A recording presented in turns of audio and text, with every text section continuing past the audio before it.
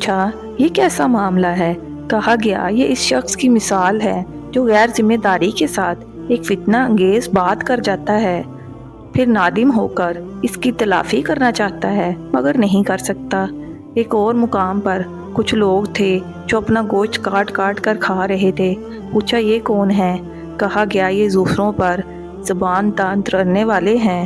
انہی کے قریب کچھ اور لوگ تھے جن کے ناخن تانبے کے تھے اور وہ اپنے منہ اور سینے کو نوچ رہے تھے۔ پوچھا یہ کون ہے؟ کہا گیا یہ وہ لوگ ہیں جو لوگوں کے پیچھے ان کی برائیاں کرتے اور ان کی عزت پر حملہ کیا کرتے ہیں۔ کچھ اور لوگ دیکھے جن کے ہونٹ اونٹوں کے مشابہ تھے اور وہ آگ کھا رہے تھے۔ پوچھا یہ کون ہے؟ بتایا گیا یہ یتیموں کا مال ہضم کرنے والے تھے۔ پھر دیکھا کچھ لوگ ہیں جن کے پیٹ بے انتہا بڑے اور سانپوں سے بھرے ہوئے ہیں۔ آنے جانے والے ان کو روندتے ہوئے گزر جاتے ہیں مگر وہ اپنی جگہ سے ہل نہیں سکتے۔ پوچھا یہ کون ہے؟ کہا گیا یہ سود خور ہیں۔ پھر کچھ اور لوگ نظر آئے جن کی ایک جانب نفیس گوشت رکھا ہوا تھا اور دوسری جانب سڑا ہوا گوشت جس سے سخت بدبو آ رہی تھی۔ وہ اچھا گوشت چھوڑ کر سڑا ہوا گوشت کھا رہے تھے۔ پوچھا یہ کون ہے؟ کہا گیا یہ وہ مرد اور عورتیں ہیں جنہوں نے حلال بیویوں اور شوہروں کے ہوتے ہوئے حرام پر اپنی خواہش نفس پوری کی۔ انہی کے مشاہدات کے سلسلے میں نبی صلی اللہ علیہ وسلم کی ملاقات ایک ایسے فرشتے سے ہوئی جو نہایت ترش روئی سے ملا۔ آپ صلی اللہ علیہ وسلم نے جبرائیل علیہ السلام سے پوچھا اب تک جتنے فرشتے ملے تھے سب خندہ پیشانی اور بشاش چہروں کے ساتھ ملے، ان حضرت کی خشک مزاجی کا کیا سبب ہے؟ جبرائیل علیہ السلام نے کہا ان کے پاس ہنسی کا کیا کام، یہ تو دوزخ کا دروغہ ہے۔ یہ سن کر آپ صلی اللہ علیہ وسلم نے دوزخ دیکھنے کی خواہش ظاہر کی۔ اس نے یکایک آپ صلی اللہ علیہ وسلم کی نظر کے سامنے سے پردہ اٹھا دیا اور دوزخ اپنی تمام ہول لاکھیوں کے ساتھ نمودار ہو گئی۔ اس مرحلہ سے گزر کر آپ صلی اللہ علیہ وسلم دوسرے آسمان پر پہنچے۔ یہاں کے اکابر میں دو نوجوان سب سے ممتاز تھے۔ تعارف پر معلوم ہوا کہ یہ یحییٰ علیہ السلام اور حضرت عیسیٰ علیہ السلام ہیں۔ تیسرے آسمان پر آپ صلی اللہ علیہ وسلم کا تعارف ایک ایسے بزرگ سے کرایا گیا جن کا حسن عام انسانوں کے مقابلے میں ایسا تھا جیسے تاروں کے مقابلے میں چودھویں کا چاند۔ معلوم ہوا یہ یوسف علیہ السلام ہیں۔ چوتھے پر آپ کو حضرت ادریس علیہ السلام، پانچویں آسمان پر حضرت ہارون علیہ السلام اور چھٹے پر حضرت موسیٰ علیہ السلام سے ملے۔ ساتویں آسمان پر پہنچے تو ایک عظیم الشان محل بیت المعمور دیکھا۔ یہاں بے شمار فرشتے آتے اور جاتے تھے۔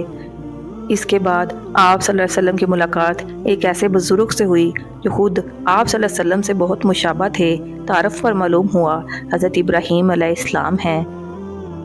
پھر مزید ارتقاء شروع ہوا یہاں تک کہ آپ سدرۃ المنتہا پر پہنچ گئے جو بیش کا رب العزت اور عالم خلق کے درمیان حد فاصل کی حیثیت رکھتا ہے۔ نیچے سے جانے والے یہاں رک جاتے ہیں اور اوپر سے احکام اور قوانین براہ راست یہاں آتے ہیں۔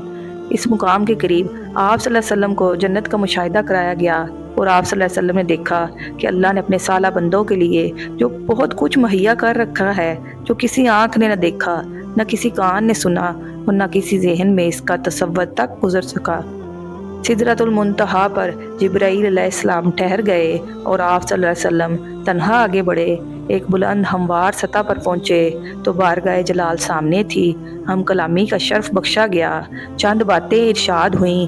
ہر روز 50 نمازیں فرض کی گئیں۔ سورۃ بقرہ کی آخری 2 آیتیں تعلیم فرمائی گئیں۔ شرک کے سوا دوسرے سب گناہوں کی بخشش کا امکان ظاہر کیا گیا۔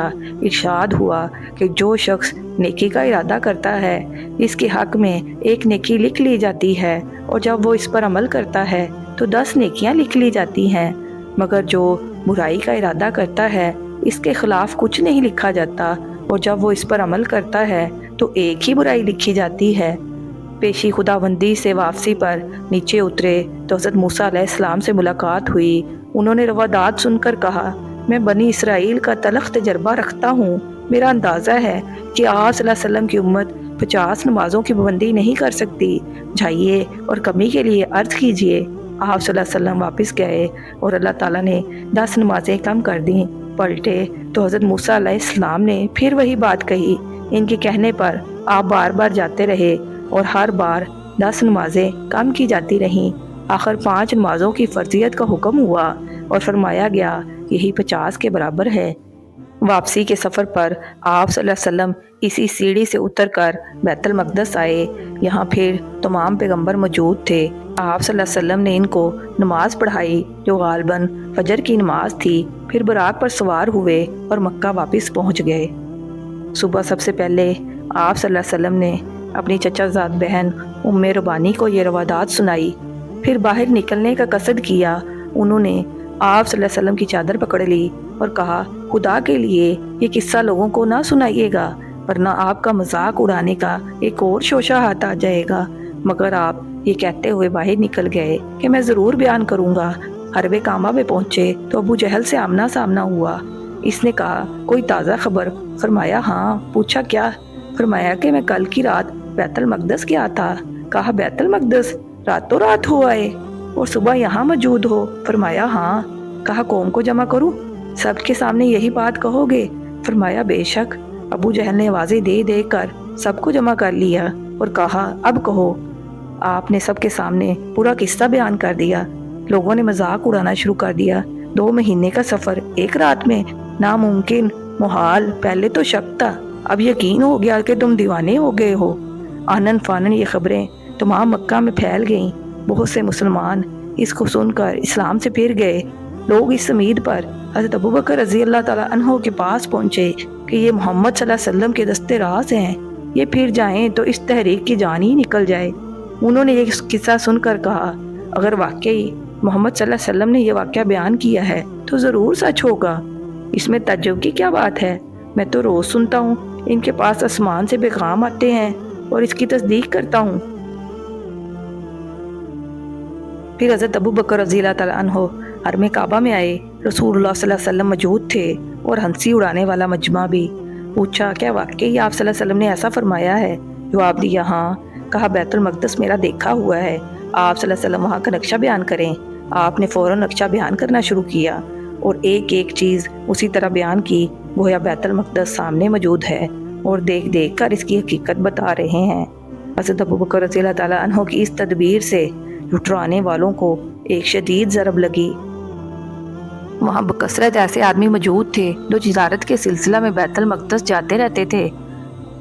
وہ سب دل ہی دل میں قائل ہو گئے کہ نقشہ بالکل صحیح ہے۔ اب لوگ آپ کے بیان کی صحت کا مزید ثبوت مانگنے لگے۔ فرمایا جاتے ہوئے میں فلاں مقام پر فلاں قافلہ سے گزرا، ان کے پاس یہ سامان تھا۔